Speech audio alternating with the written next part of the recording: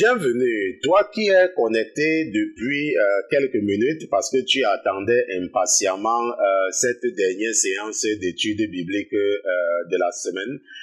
Bienvenue, toi qui as peut-être raté l'enseignement d'hier, mais qui était connecté mardi. Bienvenue à vous tous qui nous écoutez du côté, n'est-ce pas, de la Russie. Nous saluons également tous ceux-là qui nous écoutent du côté de l'Afrique, n'est-ce pas, du Togo, du Burkina Faso, parce qu'ils sont très nombreux au Burkina Faso, n'est-ce pas, de la Côte d'Ivoire. Nous saluons également ceux-là qui nous écoutent du côté du Cameroun, du Tchad, n'est-ce pas, on ne les oublie pas. On n'oublie pas également ceux-là qui nous écoutent du côté de la République centrafricaine. Je remercie le Seigneur Jésus-Christ pour vos vies. Je remercie le Seigneur Jésus-Christ pour ta vie. Je le remercie d'avoir mis dans ton cœur de t'intéresser aux choses spirituelles. La parole de Dieu nous enseigne dans le livre du prophète Malachie. Dans Malachie chapitre 1 verset 14, la parole de Dieu dit que le trompeur est maudit qui, ayant un mâle dans son troupeau, voue et sacrifie au Seigneur une femelle défectueuse. Car je suis un grand roi, dit l'Éternel des armées, mon nom est craint parmi les nations.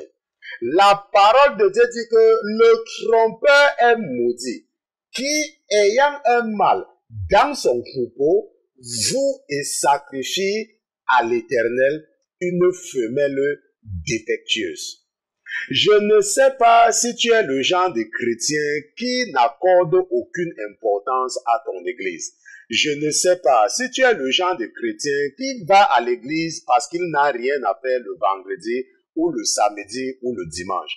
Je ne sais pas comment est-ce que l'ennemi a réussi à faire de toi un avare spirituel. Je ne sais pas ce que l'ennemi a fait pour t'encourager à rester toujours avec tes moyens limités parce que tu es difficile lorsque les choses spirituelles sont concernées. Je ne sais pas si tu es le genre de chrétien que pour toi, quand tu donnes quelque chose à l'église, c'est une faveur que tu fais à ton pasteur, mais s'il te faut voyager, s'il te faut partir en Suisse chaque semaine, s'il te faut partir en Afrique tous les mois, s'il te faut même aller faire les achats dans les grands magasins, en ce moment, tu ne réfléchis pas. Mais lorsqu'il s'agit des choses de ton église, ton cœur se refroidit totalement.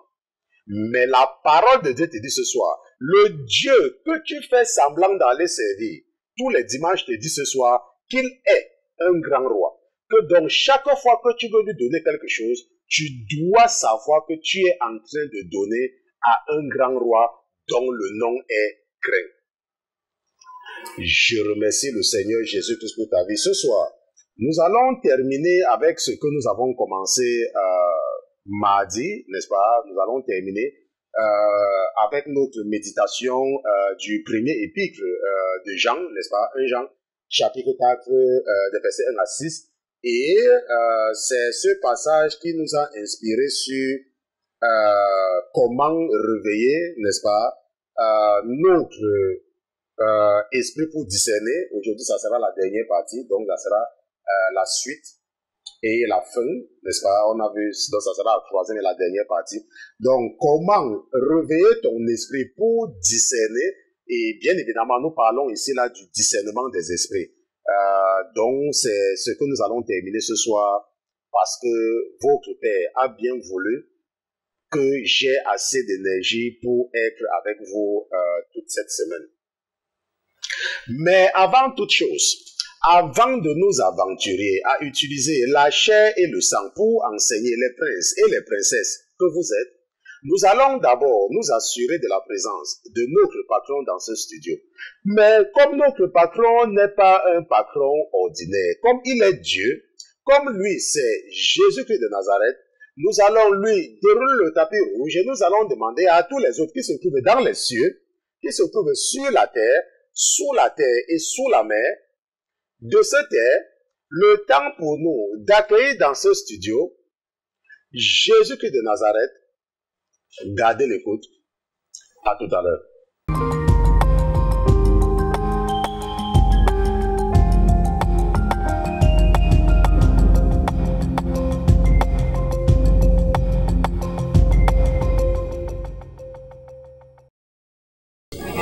Hosanna au plus haut des cieux, Hosanna, Hosanna, béni soit le roi qui vient. Au nom du Seigneur, Seigneur Jésus, béni sois-tu.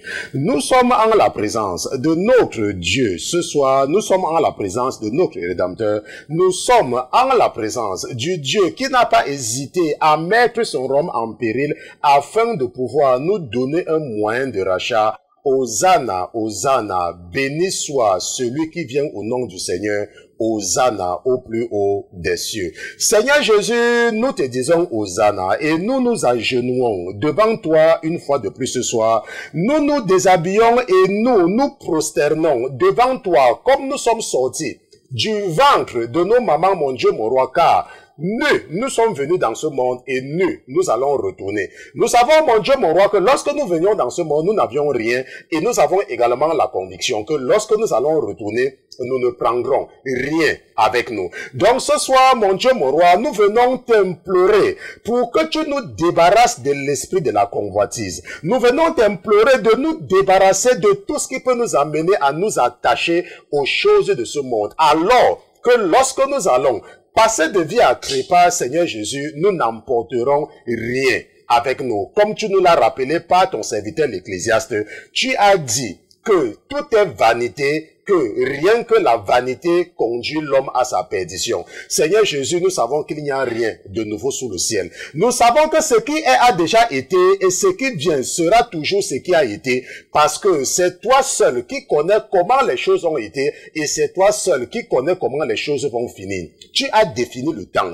Et dans ce temps que nous vivons, dans ce temps, ô Seigneur Jésus, où tu as permis que nous puissions voir le jour, nous te prions que la fin du temps ne nous attrape pas loin de ta présence, que la fin du temps ne nous attrape pas loin de l'ignorance, de la connaissance des œuvres et de la loi que tu nous as donnée par ton serviteur Moïse. Nous te remercions ce soir, mon Dieu, mon roi, pour ta présence dans nos vies. Nous te remercions pour les esprits nouveaux que tu nous as donnés, mon Dieu, mon roi. Nous te remercions surtout pour l'esprit de discernement que tu nous donnes cette semaine. Nous te remercions déjà pour l'esprit qui nous permet de reconnaître que tu es Dieu. Parce que ta parole nous enseigne que personne ne reconnaît que tu es Dieu à moins que cela ne lui a été révélé par le Saint-Esprit. Donc, parce que nous savons que tu es Dieu et parce que nous sommes d'accord avec Pierre et nous sommes d'accord avec Jean qu'il n'y a aucun autre nom qui a été donné aux hommes sur le ciel par lequel ils peuvent être sauvés en dehors du nom de Jésus-Christ de Nazareth. Nous avons donc la conviction que c'est le Saint-Esprit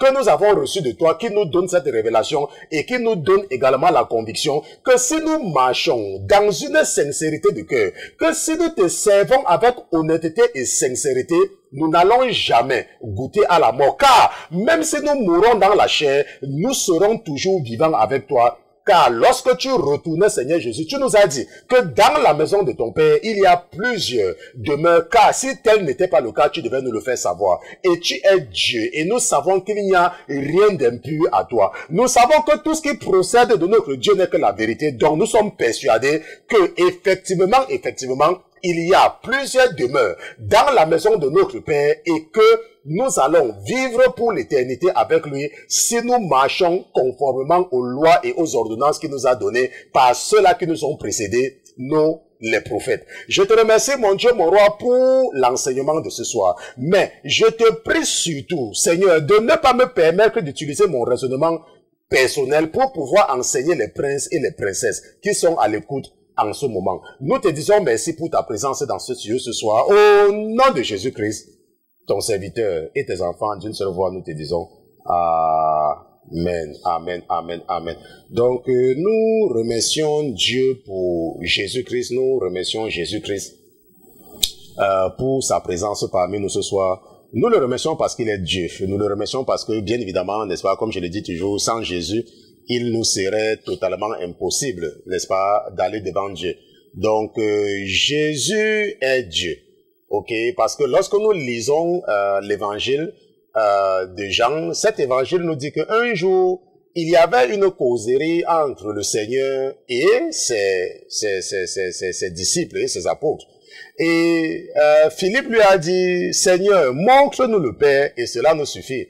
Et Jésus lui a dit que, mais Philippe, donc depuis que je suis avec toi, tu veux dire que tu ne m'as pas connu? Celui qui m'a vu a vu le Père. Crois-moi lorsque je te dis que je suis dans le Père et le Père est dans moi. N'est-ce pas? Philippe avait posé une question simple. Seigneur, montre-nous le Père et cela nous suffit. Et Jésus a dit, mais Philippe, tu peux dire que depuis que je suis avec toi, tu ne m'as pas connu?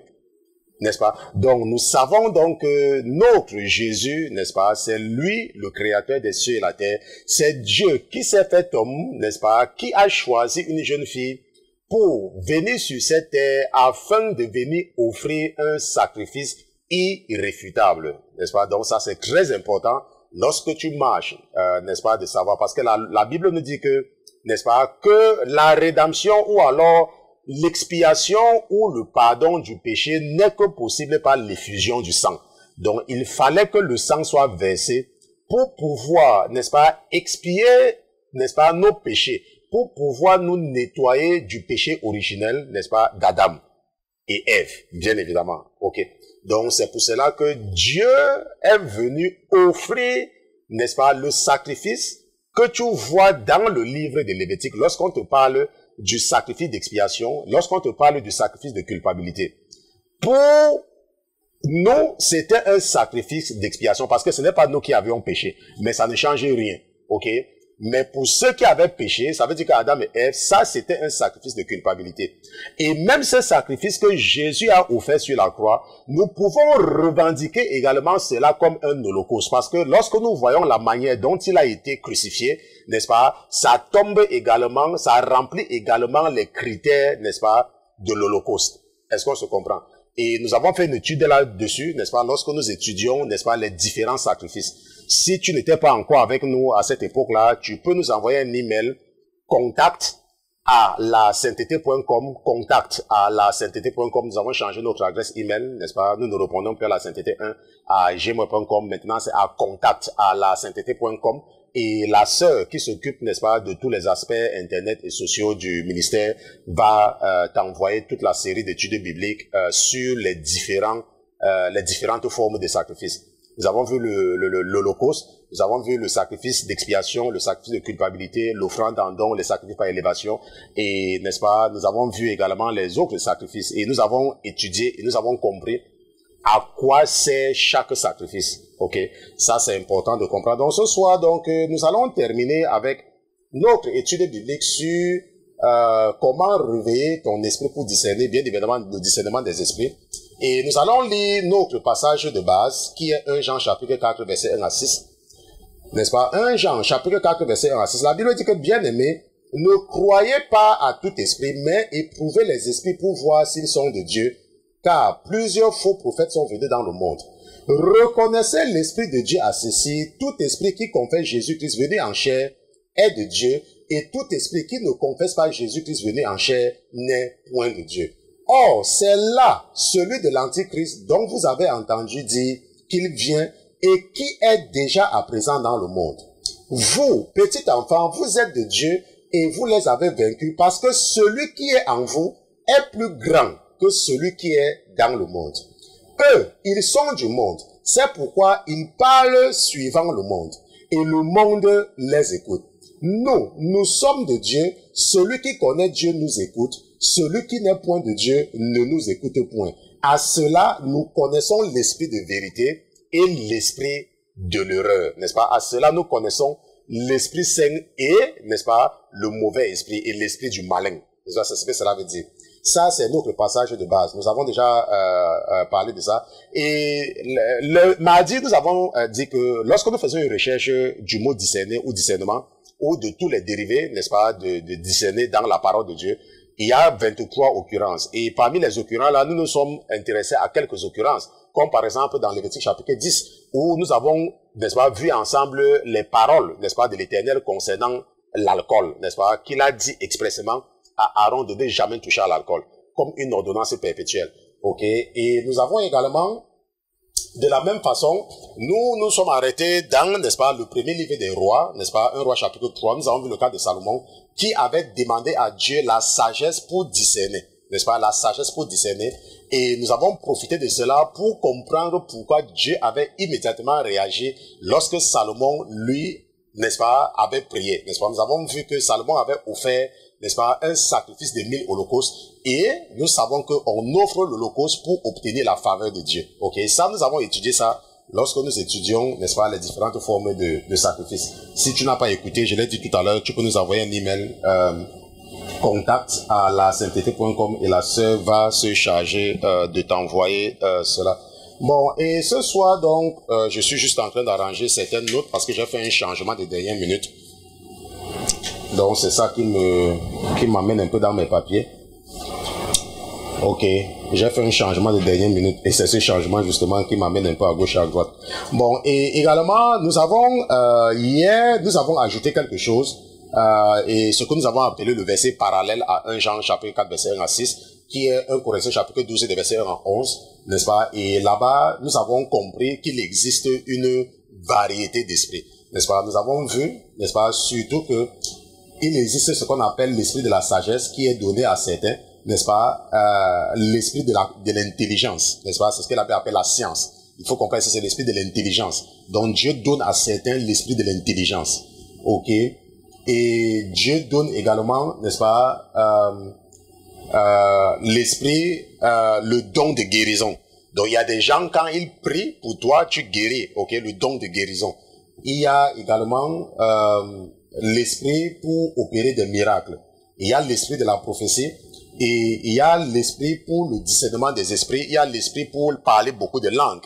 Et il y a également l'esprit pour interpréter beaucoup de langues. Est-ce qu'on se comprend? Mais nous n'allons pas nous attarder sur les autres parce que ce n'est pas ça qui nous intéresse. Ce qui nous intéresse ici, là, c'est l'esprit de discernement.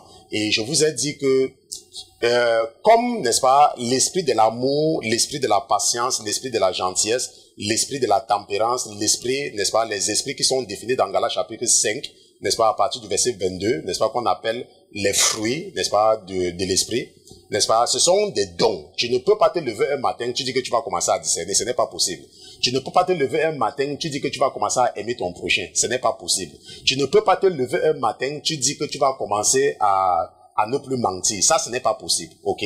Tu ne peux pas te lever un matin, tu dis que, oh, je vais maintenant être patient, ça ce n'est pas possible. Est-ce qu'on se comprend? La Bible dit que, n'est-ce pas, que l'esprit, bon, je vais lire parce que certainement, il faut que tu comprennes ça, peut-être lorsque je faisais l'enseignement là-dessus. Allons dans Galates chapitre 5, n'est-ce pas, parce que c'est aussi l'un de mes livres les plus favoris de la parole de Dieu, le verset 22, n'est-ce pas? La Bible dit que, mais le fruit de l'esprit, c'est la charité, ça veut dire que l'amour, la joie, la paix, la patience, la bonté, l'amour du bien, la fidélité, la douceur, la tempérance. La loi n'est pas contre ces choses, n'est-ce pas? La Bible dit que ça, c'est le fruit de l'esprit. Ça veut dire quoi? Ça veut dire que lorsque tu viens en Jésus, n'est-ce pas, tu reçois un certain esprit, n'est-ce pas, qui est le Saint-Esprit. Et le Saint-Esprit a des caractéristiques. Maintenant, il faut voir qu'on dit que lorsque tu viens à Jésus, n'est-ce pas, tu deviens une nouvelle créature. Ça veut dire que tu reçois un nouvel esprit. Est-ce qu'on se comprend? Voilà, ça c'est important. Parce que, généralement, je ne sais pas pourquoi, bon, peut-être parce qu'eux aussi ne comprennent pas, je ne sais pas pourquoi certains pasteurs n'arrivent pas à expliquer cela, n'est-ce pas, aux gens de façon aussi simple, n'est-ce pas? Pourtant, la Bible est claire que si quelqu'un est en Christ, il est une nouvelle créature. Les choses anciennes sont passées maintenant, tout est devenu nouveau. Et la Bible nous dit que lorsque tu es en Christ, n'est-ce pas, c'est l'Esprit de Dieu qui est en toi, l'Esprit de Dieu. Et c'est un esprit que tu reçois. Et Galates dit que voilà les caractéristiques de cet esprit-là. Donc, si par exemple tu es un chrétien, et que tu te rends par exemple compte que tu n'es pas patient, ça veut dire que le Saint-Esprit n'est pas dans toi. Est-ce qu'on se comprend? Parce que tu ne peux pas me dire que tu as l'esprit de l'amour, mais tu n'as pas l'esprit de la patience. Non. Ça, c'est toujours un faux. Ça, ce n'est pas l'esprit de Dieu que tu as. Rappelle-toi, nous sommes en train de voir cette semaine comment réveiller ton esprit pour discerner. Tu ne peux pas me dire, comme vous êtes nombreux, oh, pasteur Christian, je me fâche beaucoup. Ça veut dire que le Saint-Esprit n'est pas encore dans toi. Et en ce moment, qu'est-ce que tu dois faire? Tu dois prier pour recevoir le Saint-Esprit. Parce que je vous ai expliqué depuis lundi qu'il y a beaucoup de faux convertis. Le diable t'a seulement donné le placebo pour te faire croire que tu es né de nouveau, mais tu n'es pas né de nouveau. Parce que tu es un chrétien qui se fâche. Un vrai chrétien ne se fâche pas. Ce n'est pas possible. Si tu as vraiment l'Esprit de Dieu en toi, tu ne te fâches pas. Et certains parmi vous, lorsque je vous disais ça au départ, ça vous choquait, mais je suis persuadé qu'il y a beaucoup parmi vous, depuis que vous avez pris ça au sérieux, que vous voyez vous-même. Je disais à l'une de vos sœurs, je ne sais pas si c'était la semaine dernière, lorsqu'elle me disait que, oh pasteur, je n'arrive même plus à parler à mes petits frères, ou à parler à mes petites sœurs. J'ai dit que c'est ça. Lorsque tu as l'Esprit de Dieu en toi, c'est difficile. Il y a des choses que tu ne peux plus faire. Pas parce que tu veux, hein, mais tu ne peux pas. Parce que l'Esprit qui est dans toi, c'est ça qui te donne. C'est ça qui se manifeste. Donc tu ne peux pas me dire que, oh, pasteur Christian, aujourd'hui je vais commencer à être bon. Ce n'est pas possible. Tu dois prier pour recevoir l'Esprit de la bonté. Tu dois prier pour recevoir l'Esprit pour faire le bien. Maintenant, nous avons donc compris cela lorsque nous avons étudié machin. Et hier, nous avons vu 1 Corinthiens chapitre 12 et nous avons vu qu'il y a une diversité dedans. Et hier, parce qu'il nous reste jusqu'à 4 pages, si je continue à vous raconter de bonnes choses, on ne va pas terminer. Il faut donc que je continue rapidement. Donc hier, nous avons lu la première lettre de correspondance qui a en fait inspiré, n'est-ce pas, cet enseignement que l'une de vos sœurs, n'est-ce pas, m'a envoyé le 8 avril 2017, n'est-ce pas? C'est une sœur avec, je ne sais pas si c'est depuis 2016 qu'elle m'a contacté ou cette année, je n'ai aucune idée. Il faut que je parte encore regarder. C'est pour ça que je vous demande de m'écrire par notre adresse email, contact@lasainteté.com, parce que ça me permet, n'est-ce pas, de retrouver tous les messages. N'est-ce pas? Lorsque vous m'écrivez par WhatsApp ou bien par les messages ou bien par Facebook, je n'aime pas répondre là-bas parce que ça me perd un peu. Okay? Donc, la sœur m'a contacté depuis parce que, bon, elle avait des problèmes. Elle venait à peine de donner sa vie à Jésus et elle était beaucoup persécutée. Et je ne sais pas comment elle a fait pour tomber sur, n'est-ce pas, mes enseignements. Ok? Et ce qui s'est donc passé, c'est que elle, comme ça, bon, et elle avait des problèmes. Sa petite sœur était tellement malade, presque mourante d'ailleurs. Et elle m'a demandé, n'est-ce pas, d'intercéder pour sa petite sœur. Et entre-temps, elle avait des rêves, elle me voyait ici. Mais il s'est avéré donc un jour, n'est-ce pas, du 8 avril, et comme nous avons vu hier, là où elle disait que, n'est-ce pas, pendant que je me soucie de la situation de ma sœur, un autre problème a surgi, je dirais plus grave. Et hier, nous avons vu, n'est-ce pas, ce qu'elle m'avait écrit la première fois. Comment, n'est-ce pas, quelqu'un qu'elle a connu dans son pays d'origine avait des problèmes. Et qu'on voulait le tuer, n'est-ce pas? Il a reçu des injections empoisonnées.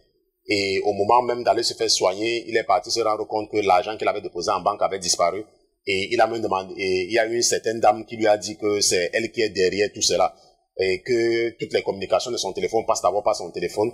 Et elle dit qu'elle a insisté, mais il ne voulait même pas partir à l'hôpital parce qu'il disait qu'il est prêt, n'est-ce pas, que si Dieu veut le prendre, qu'il le prenne. Et sa lettre avait continué. Bon, ça, j'ai lu ça hier. Si tu n'as pas suivi, s'il te plaît, je pense que le frère Pierre a terminé avec le montage, mais ce n'est pas encore, parce que l'ordinateur avait des problèmes, donc j'ai dû redémarrer l'ordinateur. C'était pratiquement au moment où je devais entrer en studio. Donc nous allons relancer la production, n'est-ce pas, de cela. Donc certainement demain matin, ça sera déjà disponible lorsque la sœur va s'occuper de cela. Et après donc la lecture de la lettre, ok, je vous ai également donné la réponse. Peut-être je vais relire la réponse que j'avais donnée le 9 avril. Là où je l'avais dit que ma chère, n'est-ce pas, ça j'avais donné son nom. Dieu amène certaines personnes dans notre vie afin de nous prouver qu'il est bel et bien réel. Parfois, nous pouvons être amenés à croire que Dieu est faible, n'est-ce pas? Et en ce moment, seuls les témoignages de ces gens, seules certaines histoires vécues nous réconfortent et raffermissent notre foi. Je vais néanmoins te demander le nom de la dame dont tu dis qu'elle est très connue sur le plan national et international. En réalité, je n'ai pas l'habitude de m'intéresser à tout le monde, mais l'esprit me pousse à obtenir ce nom-là. En plus, donne-moi aussi le nom du frère en question, je vais intercéder pour lui. Ne baisse surtout pas les efforts dans la prière pour ta petite sœur. Certains combats sont courts, d'autres sont longs. Je prie que le Saint-Esprit continue à t'assister dans ta marche avec Jésus-Christ au nom puissant de Jésus, n'est-ce pas? Amen. Donc ça, c'est ce que je lui avais répondu. Après qu'elle m'ait raconté cette histoire, n'est-ce pas? Immédiatement, l'esprit à moi m'a dit que non, demandez les noms ici là, ok? Et elle m'avait donc répondu le même jour, c'était sur le 9 avril, et où elle m'avait dit que Amen, mon père. Bon, bien évidemment, vous savez que je n'aime pas quand vous m'appelez mon père, pasteur Christian, ok? Et je vous appelle toujours mes petites sœurs ou mes petits frères, ok? Pas mon père, ok? Moi, je ne suis pas le père de quelqu'un. La Bible dit que n'appelez personne père, ok? Et ici à la Sainteté FM, nous sommes, n'est-ce pas, un ministère qui est fondamentalement biblique. Donc, quand tu veux t'adresser à moi, tu dis pasteur Christian, ok, et la plupart du temps, n'est-ce pas, vous savez, j'ai dit toujours que mon cher tel, n'est-ce pas, ma chère telle, ou alors parfois mon petit frère, n'est-ce pas, ou petite sœur, parce que c'est ce que nous sommes. Je ne suis pas, ok, je suis certainement votre guide spirituel. C'est parce que le monde, comme je vous dis toujours, nous sortons du monde. Et l'ennemi s'est arrangé à mettre dans nous, n'est-ce pas, à tellement semer des choses en nous. C'est ça. Même votre sœur qui s'occupe de tous les aspects, n'est-ce pas, du site, je travaille avec elle pratiquement tous les jours. Nous sommes en contact tout le monde parce que nous travaillons ensemble. Et je ne me rappelle pas qu'elle m'a déjà appelé mon père un jour. Ça ne me passe même pas dans la tête. Ok, c'est toujours pasteur Christian. Et je n'ai aucun problème par rapport à ça. Il faut toujours dire pasteur Christian. Ok, je sais que tu as grandi. Je ne sais pas, on t'a amené, n'est-ce pas, à te faire dominer par certains esprits de certaines personnes. La Bible dit, n'appelle personne mon père. Est-ce qu'on se comprend? N'appelle personne. Pasteur Christian, c'est suffisant. Est-ce qu'on se comprend? Ne va pas à l'encontre de ce que la Bible n'a pas dit. Donc parfois, lorsque j'entends les gens dire que oh, mon père spirituel, mon père, moi je les laisse. Mais il faut savoir que la personne sous l'autorité de laquelle tu te soumets, n'est-ce pas, cette personne va te contrôler. Et la Bible dit que nous sommes libres. Que vous avez été rachetés à un très grand prix. Ne devenez pas esclaves des hommes. C'est à un très grand prix que Jésus t'a racheté. Ce n'est pas ton pasteur qui t'a racheté. Le pasteur ne doit pas être au-dessus de la parole de Dieu.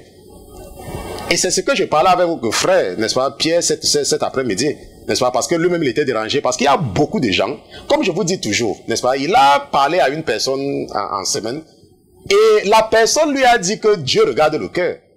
Pourquoi? Parce que la personne connaît un prophète qui ne lui dit pas certaines choses. Est-ce que vous voyez? Mais pourtant, la Bible dit quelque chose. Mais la personne continue à vivre dans le péché parce que le prophète ne dit rien. Mais sans savoir que c'est une préoccupation du prophète. Et c'est ce que je disais au frère Pierre.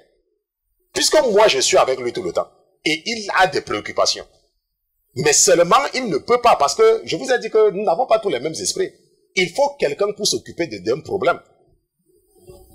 Et c'est comme ça que beaucoup de personnes. La Bible dit que vous avez été rachetés à un très grand prix. Ne devenez pas esclaves des hommes. Si tu es dans une église, par exemple, la semaine dernière, je vous ai enseigné cela. La Bible dit clairement qu'une femme doit fermer sa bouche dans les assemblées. Mais toi, parce que tu vas dans une église, tu as peur d'un homme et il permet à sa femme de venir souvent prêcher, tu es toujours dans l'église. C'est lui qui s'est sacrifié sur la croix pour toi. Il faut apprendre à être courageux. Il faut défendre la parole de Dieu. Moi, j'ai souffert dans mon église.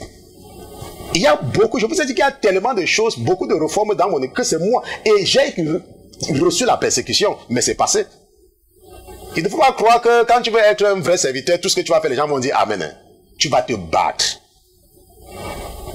Donc, lorsque le Seigneur m'a donc mis en cœur de demander les noms, n'est-ce pas, des gens il me disait que telle dame ou tel frère. J'ai dit, je veux les noms. Et lorsqu'elle m'a donc donné les noms, elle m'a dit, Amen mon Père, je confirme que Jésus est vivant et qu'il est tout près de nous quand nous marchons dans ses voies. C'est la journaliste tel. Le nom du jeune homme c'est tel. Je ne me pose pas encore mal de questions par rapport à cette histoire. Qui a dit à ces gens que l'enfant partait souvent prendre les injections dans cette clinique? Et la fuite d'informations par rapport à l'empoisonnement, comment cette dame a-t-elle su que l'enfant a ouvert un compte au nom d'une autre personne en plus? On est bloqué à ce niveau, puisque ni mon fils ni moi, n'est-ce pas, ne connaissons pas encore grand-chose sur l'outil informatique. Puisque la dame lui explique qu'elle a une machine, avant qu'il ne reçoive un coup de fil ou un appel, ça passe d'abord dans cette machine, n'est-ce pas? C'est aujourd'hui qu'il m'appelle que la responsable de la clinique a été au courant de sa situation. Elle vit hors du pays, elle le supplie de ne pas divulguer l'information, on va gérer ça entre nous. Donc c'est ce qu'elle m'a dit le 9 avril, et puis quand elle m'a envoyé cela, moi c'est tout ce que je voulais, c'était les informations pour essayer de méditer. J'ai seulement répondu c'était une phrase, n'est-ce pas? Nous allons prier, n'est-ce pas? C'est tout ce que j'avais dit, nous allons prier. Maintenant, le 16 juin de la même année, rappelez-vous, nous sommes ici là au mois d'avril, n'est-ce pas? Le 16 juin, avril, mai et juin, n'est-ce pas, elle va revenir, la même histoire va maintenant ressurgir. Je veux que tu écoutes très bien. Est-ce que il faut bien écouter. Parce que je vous ai dit hier qu'il y a beaucoup de personnes honnêtes. C'est-à-dire qu'il y a des gens qui veulent servir Dieu, mais qui sont seulement naïfs. Spirituellement, bien sûr. Est-ce que je comprends? Naïf. Ça s'appelle la naïveté spirituelle. Et c'est pour ça que votre Père a mis dans mon cœur de vous enseigner ceci. Parce que moi, je fais le bruit parce que j'ai reçu le don. Certainement que si l'Éternel ne m'avait pas donné le don, je devais aussi tomber dans certains pièges. Ok, c'est pour ça que bon, je peux faire le bruit parce qu'on m'a donné quelque chose. N'est-ce pas? C'est la même chose, n'est-ce pas? Si par exemple tu es une femme, ton mari a les moyens, tu fais le bruit.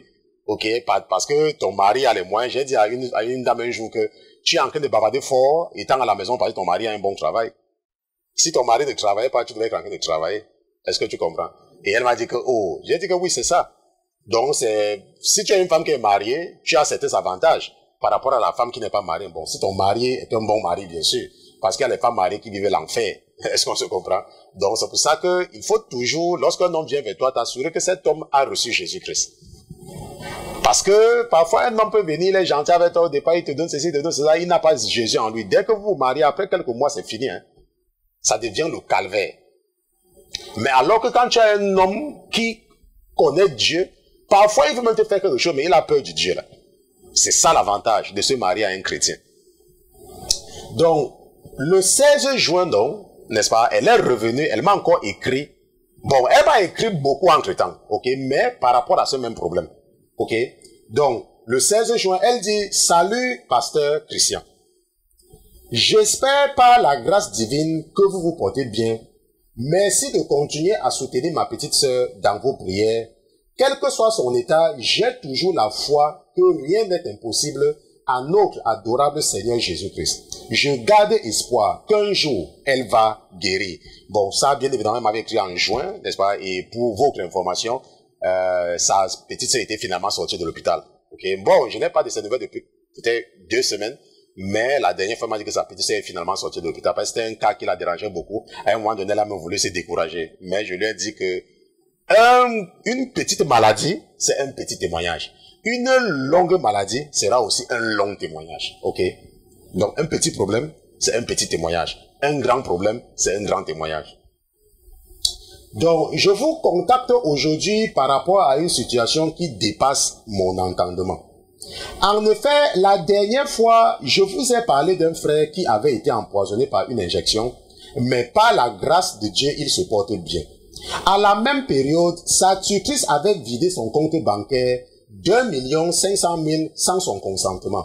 En réalité, le frère avait ouvert ce compte au nom de ma fille parce qu'il avait des projets de l'épouser si cela est la volonté de Dieu. Aujourd'hui, il me contacte et me dit qu'il est reparti à la banque et constate que son compte bancaire a augmenté d'une somme de 6 millions. Il ne sait d'où venait cet argent. Il a voulu décaisser le sous-traitant. Les sous-traitants de la banque ont refusé. Ils exigent les empreintes de ma fille. Au cas contraire, personne d'autre ne peut avoir accès à cet argent. Il a demandé à sa tutrice de procéder comme elle a fait la dernière fois. Rappelez-vous, la dernière fois, vous vous rappelez que quelqu'un avait retiré son argent, n'est-ce pas? Donc c'est pour cela que il parle ici de la dernière fois. Ok? Donc il a demandé à sa tutrice de procéder comme elle a fait la dernière fois, n'est-ce pas? Elle a essayé sans succès. Après, il me raconte une histoire selon laquelle il a eu à déposer un dossier, n'est-ce pas? Je ne dis pas l'endroit. Je vais seulement avec lui. Il a eu à déposer un dossier dans une entreprise, n'est-ce pas? Après l'obtention de son diplôme, Arrivé, on lui a exigé un examen de son quotient intellectuel et de son groupe sanguin, n'est-ce pas? Ça, c'est ce qu'il dit. Ça, c'était la page 4, parce que c'est que je vous ai dit que j'ai fait certains changements, n'est-ce pas? Bon, donc ça, c'est que j'avais changé. Et de son quotient intellectuel, n'est-ce pas? Arrivé, on a exigé un examen de son quotient intellectuel et de son groupe sanguin, il a accepté. Et quand le résultat sort, ils disent que son quotient intellectuel est le plus élevé parmi tant d'autres. Une condition, ils ont besoin, s'il est d'accord, de leur livrer une intime partie de son cerveau, il va bénéficier d'une somme de 6 millions. Il a catégoriquement refusé et n'a pas manqué de leur prêcher la parole de Dieu. En plus de ce sacrifice, tous ceux qui voulaient le travail, on devait leur verser le sang d'un bébé qu'ils avaient égorgé là-bas sur les mains pour laver leur visage avant de commencer le travail. Certains de ses camarades ont accepté cette première condition puisqu'il y avait d'autres par la suite. Il n'a pas cautionné cela et n'a plus eu de contact avec eux jusqu'aujourd'hui. Mais à sa grande surprise, il reçoit leur coup de fil ce matin lui demandant s'il a constaté que son compte bancaire a augmenté. Le monsieur qui l'a appelé lui a demandé encore qu'il accepte la condition qu'on lui avait proposée par rapport à son cerveau qu'il avait refusé. Il a commencé à lui parler un peu dur tout en lui présentant la parole de Dieu. Le monsieur lui a dit qu'il n'y est pour rien, il a juste obéi aux ordres du grand patron et qu'ils attendent son coup de fil. Mon souci maintenant, c'est d'abord pour ma fille. Je ne pense pas la laisser débloquer cet argent et le frère doit-il continuer à recevoir leurs appels téléphoniques. Que notre adorable Seigneur Jésus puisse continuer à veiller sur vous et sur votre famille, n'est-ce pas? Donc, le 16 juin, voilà donc, n'est-ce pas, ce que je tiens encore à rappeler que la sœur en question et le frère en question ne sont pas dans le même pays. N'est-ce pas? Elle était au pays avant, mais comme à cause de la crise économique, n'est-ce pas, les gens voyagent partout. Donc, elle se trouve dans un autre pays. Et le frère est resté sur place au pays. Maintenant, cette lettre, maintenant, vous amène maintenant à comprendre que cette sœur-là a une fille. N'est-ce pas? A une fille. Et le monsieur dit qu'il avait ouvert le compte au nom de la fille de cette dame-là parce qu'il avait l'intention de l'épouser. Ok, je suis en train d'expliquer parce que, rappelez-vous le sujet de l'étude biblique, comment réveiller, n'est-ce pas? C'est quoi le sujet encore là? Comment réveiller ton esprit pour discerner? Ok, voilà. Comment réveiller ton esprit pour discerner? Donc maintenant, ce qui se passe maintenant, c'est que le monsieur maintenant revient à la charge le mois de juin. Il lui dit que il avait déposé les dossiers dans une entreprise et là-bas, on a demandé qu'on veut faire l'examen de son cerveau. Et quand on a fait l'examen de son cerveau, parce qu'il est très intelligent, on s'est rendu compte qu'il a un cerveau qui est très intelligent et on veut qu'il donne une partie de cela. Et il a donc refusé, ok? Et que on leur a demandé également, n'est-ce pas, de faire certains sacrifices pour commencer le travail, n'est-ce pas, ainsi de suite, ainsi de suite. Et ce qui se passe, c'est qu'il a constaté que son compte bancaire avait augmenté de 6 millions. Ok? Et lorsqu'il a constaté cela, quand il est passé à la banque, il a voulu retirer cet argent, mais comme c'était pas son nom, on a dit qu'il ne peut pas. Que c'est la fille de cette dame-là, parce que le compte est au nom de la fille de cette dame, qui doit venir, n'est-ce pas, donner ses empreintes, afin de retirer de l'argent. Mais il a demandé à la dame qui avait d'abord pris son argent la première fois, même la dame là n'a pas pu. Est-ce qu'on se comprend? Et par la suite, donc, les gens qui avaient demandé son cerveau, l'ont appelé pour dire que, mais est-ce que tu as constaté que ton compte a augmenté de 6 millions? Donc, si tu es d'accord, n'est-ce pas, donne-nous seulement une partie et puis l'argent, c'est pour toi. Et il dit donc qu'il leur a prêché la parole de Dieu, n'est-ce pas? Il a dit qu'on ne lui parle plus de ça. Et la sœur donc demande que mon souci, maintenant d'abord, c'est pour ma fille. Ok, parce qu'elle est soucieuse pour sa fille. Sa fille, je me rappelle à l'époque, peut-être n'avait que 16 ans ou 17 ans. Je ne sais pas à quel âge elle avait, elle ne m'a jamais... Bon, je connais l'âge, mais je préfère taire cela. Ok, mais c'est une jeune fille.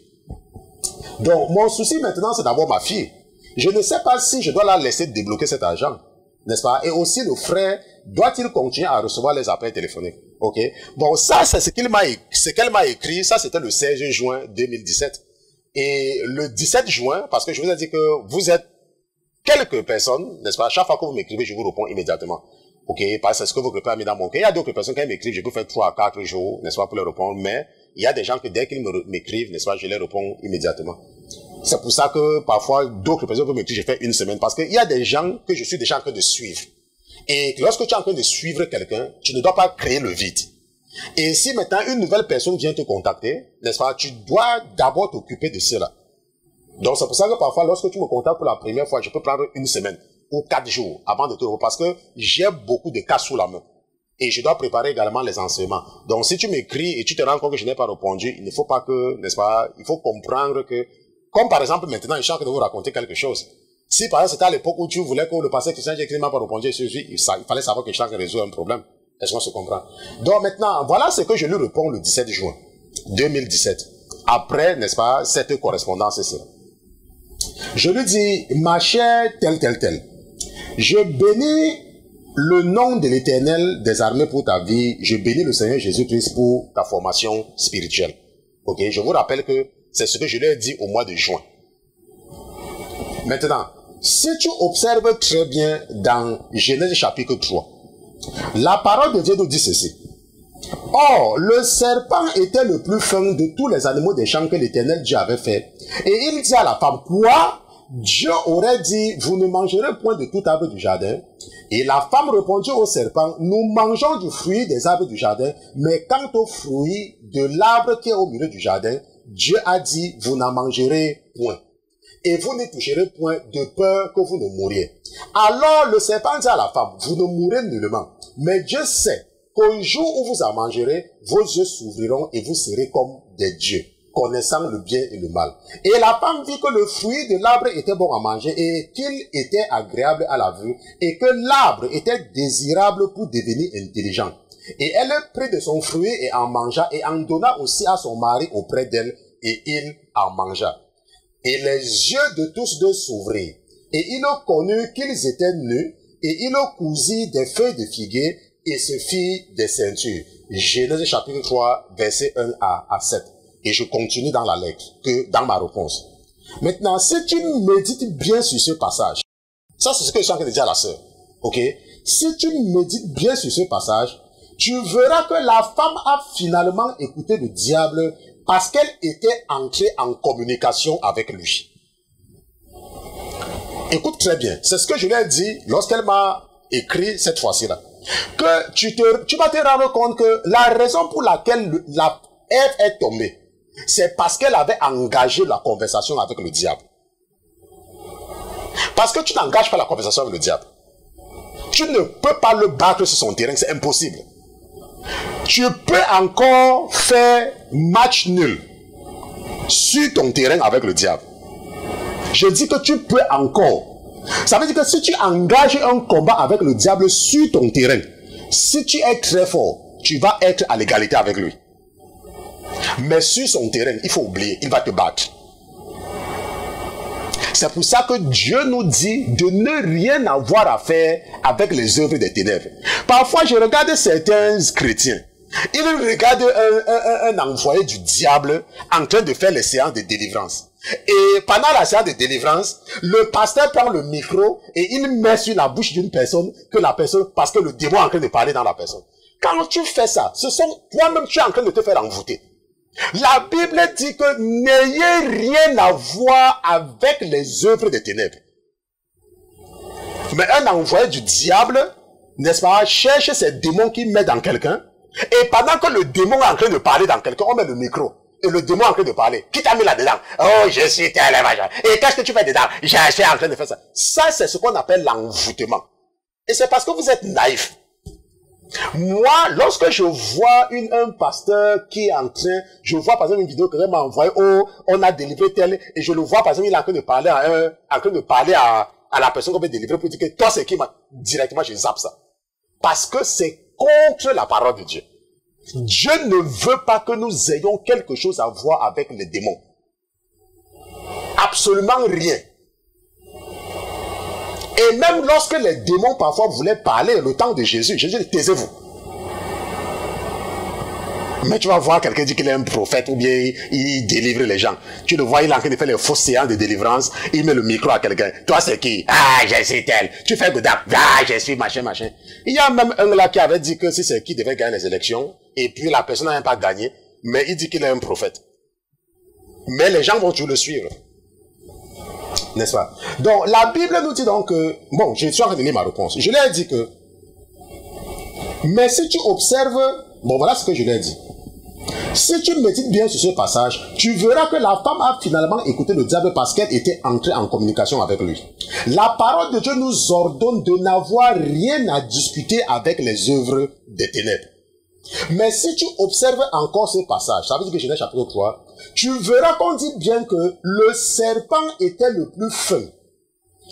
Être fin veut aussi dire être très malin, être rusé.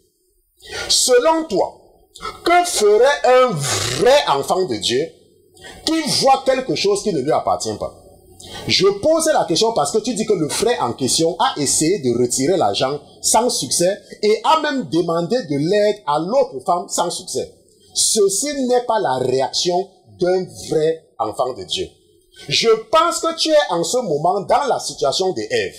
Et mon conseil pour toi, c'est de tirer les leçons de ce qui est arrivé à Ève. Le diable, pour te tromper, n'a pas besoin de se présenter à toi avec des cornes. Il peut utiliser même un ange déchu pour cela. Est-ce qu'on se comprend? Je continue ma lettre. Il y a 2 semaines, il m'a été révélé par le Seigneur que les mêmes démons, n'est-ce pas, bon, je ne vais pas donner la rivière, sinon les gens vont savoir de quel pays je suis. Les mêmes démons d'une certaine rivière qui s'étaient levés en 2010 pour me faire mourir par le cancer, se sont encore réveillés contre moi, mais cette fois-ci, pour voler mes dons spirituels. Sais-tu qui ils ont l'intention d'utiliser? Un pasteur. Et ça, c'est la vérité. Je vous ai même raconté ça ainsi, n'est-ce pas? Les mêmes esprits qui sont élevés contre moi en 2010, quand je voulais mourir, les mêmes se sont réveillés cette année. Et ils avaient l'intention de passer par un pasteur pour voler mes dons spirituels. Ça, c'est ce qu'un prophète m'a révélé. Est-ce qu'on se comprend? Ça, c'était pendant l'une de nos séances de délivrance. Heureusement que dans la même semaine, mon équipe d'intercession était en prière quand la révélation m'a été faite lors de notre soirée habituelle de prière. Je prie que le Saint-Esprit t'accorde assez d'ouverture d'esprit pour comprendre tout ce que je viens de te dire. Au nom puissant de Jésus-Christ, Amen. Ok? Donc, lorsque la sœur m'a écrit, ça, si tu veux les preuves, ok? Ça, ce n'est pas les choses que j'ai racontées, tout ceci. Si tu veux les preuves, bon, je ne vais pas t'envoyer les emails parce qu'il y a les noms confidentiels à l'intérieur, mais ça, ce sont des choses. Ça, c'est une histoire vraie. Parce que lorsque je vous dis que moi, lorsque je te vois, tu peux être avec moi, tu crois que tu es avec moi depuis des semaines, depuis des mois, je ne te connais pas. Toute personne qui vient en contact avec moi, le Seigneur me permet de scanner la personne. Même si je ne te dis rien. La plupart du temps, je ne te dis rien parce que tu es un candidat pour le salut. Et j'essaye de te sauver. J'essaye, sachant déjà quel est l'esprit qui est dans toi, je cherche comment je peux faire pour te convertir. Et je remercie le Seigneur parce que j'arrive à convertir beaucoup de personnes de cette façon-là. Parce que tu peux venir avec certaines intentions et je te convertis. Donc maintenant, lorsque j'avais dit cela à la sœur, elle n'a rien dit. Ok, elle n'a rien dit, n'est-ce pas? C'était passé. 1 jour sont passés, 2 jours sont passés, ainsi de suite. Et ça, c'était le 17 juin, lorsque je lui racontais ceci. Maintenant, qu'est-ce qu'elle me dit maintenant le 23 juin? N'est-ce pas? Et nous allons lire ce qu'elle va m'envoyer le 23 juin comme correspondance. Elle me dit, salut, pasteur Christian. Je vous remercie d'abord par rapport à votre soutien spirituel concernant toutes ces difficultés dont je traverse tous ces derniers temps. La situation de ma petite sœur est qu'elle est sortie de l'hôpital. N'est-ce pas? Nous sommes en train de parler d'une histoire qui a commencé depuis avril. Sa petite sœur est malade depuis, et avant même cela, n'est-ce pas? J'ai seulement commencé en avril. Mais elle dit, la situation de ma petite sœur est qu'elle est sortie de l'hôpital, elle va mieux par la grâce de Dieu, mais je sais que le combat continue. Le médecin a dit qu'elle souffre de rhumatisme, elle doit régulièrement prendre le traitement pour ne plus rechuter. Je vais maintenant vous faire le témoignage concernant ma fille aînée et sa relation avec un frère de l'église dont je vous ai fait part la dernière fois. Elle s'est engagée dans une relation depuis l'âge de 15 ans. J'ai tout fait pour mettre fin à cette relation en vain. Elle a 18 ans maintenant, gloire à Dieu, elle a eu son baccalauréat cette année. Sans toutefois aller dans les détails, quand je suis arrivé ici, n'est-ce pas, là où elle est maintenant, n'est-ce pas, en 2015, j'ai véritablement commencé à chercher la voie de Dieu. J'ai fait un premier rêve. Dans ce rêve, j'étais, n'est-ce pas, au pays, et une de mes sœurs est venue m'appeler que ma fille est morte. Elle s'appelle, n'est-ce pas, le nom de sa fille, le nom de sa fille. Je me suis dirigé où elle était couchée. Je n'ai pas pleuré.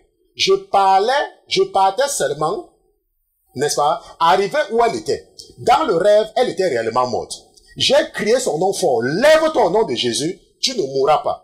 Au même instant, elle s'est levée. On a continué à prier ensemble. Je n'ai pas compris pourquoi cela jusqu'aujourd'hui.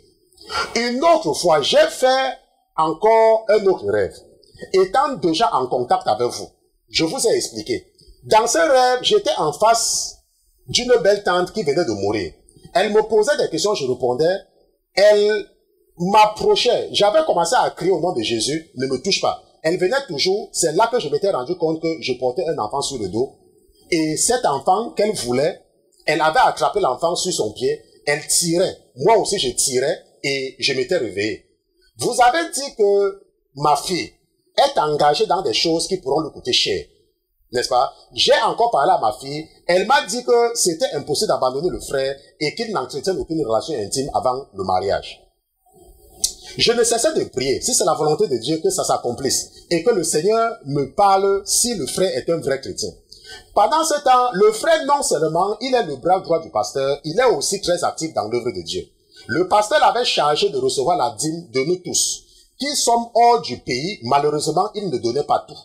Il y a environ un mois aujourd'hui, je vous ai raconté une histoire selon laquelle il m'a dit qu'il a constaté que son compte bancaire avait augmenté d'une somme de 6 millions. Après avoir analysé mon message, vous m'avez dit que j'étais dans la situation de Ève et le serpent.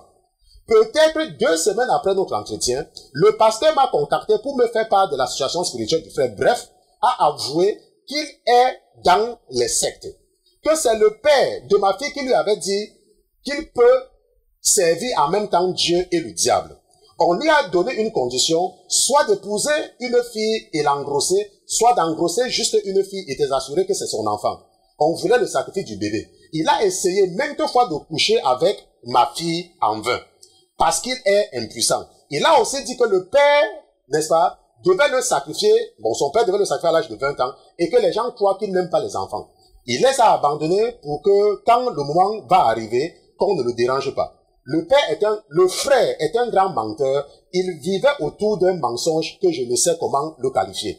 Voici, en gros, mon témoignage. Excusez-moi d'être très long. Que le Seigneur Jésus-Christ vous bénisse. Amen. Ok? Donc, vous avez donc suivi, n'est-ce pas, cette histoire du début à la fin. Vous êtes nombreux qui me racontaient des histoires, ok? C'est juste un cas d'école, n'est-ce pas? Ça, c'est un cas d'école. Ok? Ça, c'est un... Je n'ai même pas besoin d'expliquer. Parce que c'est aussi clair. Je n'ai même pas besoin d'expliquer. Donc, vous voyez comment le diable opère. Vous voyez comment quelqu'un peut être dans ton église et te donner une fausse impression. Et c'est pour ça que je vous dis toujours que lorsque tu as affaire à quelqu'un dans ton église, si la personne ne parle jamais de la Bible avec toi, méfie-toi, c'est un agent du diable. Ça ne dépend pas de ce que tu crois. Ça ne dépend pas de ce que tu crois. Donc ce monsieur racontait seulement les histoires à cette femme-là. Pourquoi? Parce qu'il voulait épouser la fille de cette femme et mentir qu'il a les moyens.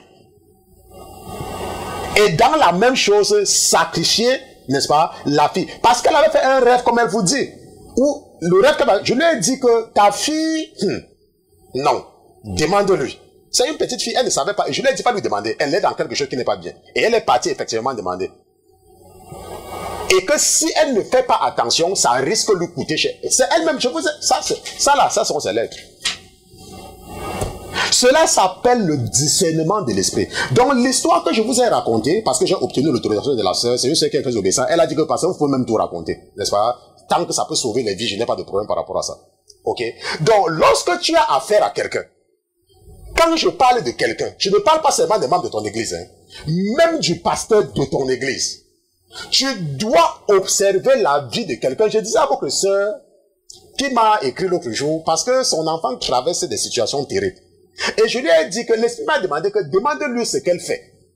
Elle m'a raconté un certain tas d'histoires là. Quand j'ai reçu sa lettre, j'ai seulement secoué la tête. Je lui ai dit que tu es vraiment encore derrière. Tu es là. Tu ne connais pas un pasteur. Tu ne connais pas là où le pasteur la vie, tu ne connais pas qui est sa femme, tu ne connais pas ses enfants, tu ne connais pas son père, tu ne connais pas sa mère, tu ne connais rien sur un pasteur, tu ne connais rien sur lui. Tu ne connais pas ses enfants, tu ne connais pas là où il habite, tu n'es même jamais parti chez lui et tout et tout. Tu as besoin de quelque chose, de l'huile bénie. Tu parles voir qu'il doit te donner l'huile bénie. Je dis, vous êtes tellement naïfs. Vous êtes tellement... Je vois même les gens qui achètent même l'huile. Tu ne connais pas quelqu'un. Tu ne connais pas son état spirituel. Parce que la personne vient faire le cinéma à la télé, la personne fait le cinéma sur les réseaux sociaux. Tu acceptes quelqu'un. C'est pour ça que vous voyez que beaucoup de chrétiens, la Bible dit que, bien aimé, beaucoup de faux prophètes sont, que s'ils sont même les élus vont tomber. Et c'est à cause de cela. L'huile là, l'huile d'onction que tu utilises là, que tu as acheté, tu connais le pasteur là. Tu connais sa vie spirituelle, tu le connais, tu connais sa femme, tu connais ses enfants, tu es déjà parti chez lui. Pour qu'il ait pris sur quelque chose, il vient, il te dit que, oh, prends, va faire ça. Tu le connais. Qui t'a dit que Dieu est dans l'huile? Ça, ce sont des symboles que Dieu utilise. La puissance, ça sont les symboles, comme le diable également peut utiliser. Tu vas partir, tu ne connais même pas l'état spirituel de quelqu'un. Tu pars, tu achètes l'huile quelque part, peut-être qu'on envoie ça par la poste, et c'est comme ça que tu viens remplir ta maison de démons. Et tu es surpris, ou tu es surprise que tes enfants n'arrivent pas à dormir. Ou bien que toi-même rien ne marche dans ta vie. Il faut vous méfier.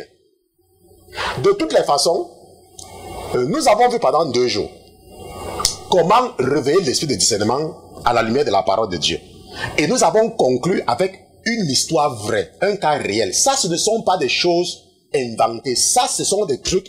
Je vous ai donné les dates et je vous ai donné toutes les références. J'ai demandé au frère Pierre de ne pas rendre ces lettres publiques parce qu'il y a des noms des gens dedans. Ok, nous ne sommes pas là pour nous attaquer, mais c'est que pour l'enseignement. Donc, si tu veux, tu peux seulement réécouter et pour réécouter tous ces messages, mais nous n'allons pas les publier pour que vous partez, n'est-ce pas, amener ça partout. Ok? Donc, comment réveiller ton esprit pour discerner les esprits? Pour discerner pas seulement les esprits des membres de ton église ou l'esprit de ton pasteur, mais l'esprit même qui est en toi-même. Pour savoir si tu es déjà né de nouveau, que si Jésus revenait maintenant, tu dois partir avec lui. Cet enseignement va te permettre de répondre facilement. Et si tu te rends compte que tu n'es pas encore, parce qu'il y a beaucoup de choses que tu as entendues et que tu es en train de faire et qui sont contre la parole de Dieu, ce que tu dois faire, c'est la prière. Je vous ai dit que j'ai prié pendant des mois. J'ai prié Dieu au nom de Jésus pendant des mois pour qu'il me donne l'esprit de Jérémie et de Josué pendant des mois. Donc parfois, lorsque vous me voyez parler et que vous lisez par exemple Josué ou Jérémie, vous voyez que, oh, le pasteur s'il parle, il faut aller lire. C'est parce que j'ai prié pendant des mois. Et tout s'obtient par la prière. Mais il faut demander les choses d'en haut. Il ne faut pas que tu pries seulement quand tu as les problèmes avec ton mari. Il ne faut pas seulement que tu pries quand tu as les problèmes avec ta femme. Non. Tu dois prier pour demander les choses d'en haut. Pas les choses de la terre. Oh, je veux la voiture. Oh, je veux une nouvelle voiture. Je veux une nouvelle maison. Non. Un vrai chrétien prie pour que Dieu lui donne l'esprit qui va lui permettre d'aller au paradis. Voilà comment un vrai chrétien prie. Et lorsque tu fais seulement ce genre de prière, ta sécurité est assurée déjà. Ta sécurité, parce que la Bible dit que recherche d'abord la justice et le royaume des cieux. Et tout le reste se sera donné. Donc lorsque tu recherches la justice de Dieu, même le reste vient. Parce que c'est un paquet. Mais tu es là, tu pries seulement quand tu as le problème avec ta femme, quand tu as le problème avec ton mari, quand tu as le problème au travail, quand par exemple ta voiture est en panne. Voilà le seul moment que tu pries. Bien quand tu es malade. Donc nous sommes arrivés au terme de nos séances d'études bibliques de cette semaine, n'est-ce pas? Comment réveiller ton esprit pour discerner, n'est-ce pas? Comment réveiller ton esprit pour discerner? Nous avons fait ça en 3 parties. Et nous allons, peut-être que nous retrouver la semaine prochaine, si telle est la volonté de votre Père, n'est-ce pas? Si je suis encore en vie, jusqu'à mardi prochain, nous allons nous retrouver pour une nouvelle série d'études bibliques. Nous allons prier. Seigneur Jésus, je te remercie d'avoir été présent ce soir avec nous. Je te remercie pour la vie de tes enfants qui ont écouté entièrement cette série d'enseignements que tu leur as donné. Je te remercie pour l'esprit que tu m'as également donné, mon Dieu, mon roi, et je prie que tu me pardonnes. Si j'ai offensé un de tes enfants en prononçant de façon négligée ou par négligence un mot qu'il a offensé, je te demande pardon. Je te demande également pardon, mon Dieu, mon roi, pour les péchés du troupeau que tu m'as confié. Mon Dieu, mon roi, lorsque tu étais sur la terre, tu as prié et tu as dit au Père, Père, je n'ai perdu aucune brebis que tu m'as confiée. Mon Dieu, mon roi, je voudrais également être digne de toi en te disant la même chose ce soir. Papa, ne me permets pas de perdre une brebis de tout le troupeau que tu m'as confié. Veille sur eux, mon Dieu, mon roi, veille sur leur âme et visite-les et accorde-leur l'esprit suffisant pour pouvoir comprendre ta parole et pour pouvoir détester le péché. Donne-leur ta jalousie, la jalousie pour détester le péché et la jalousie pour détester les choses de ce monde. Nous te disons merci pour ta fidélité au milieu de nous. Au nom de Jésus-Christ, ton serviteur et tes enfants, d'une seule fois nous te disons Amen, Amen, Amen.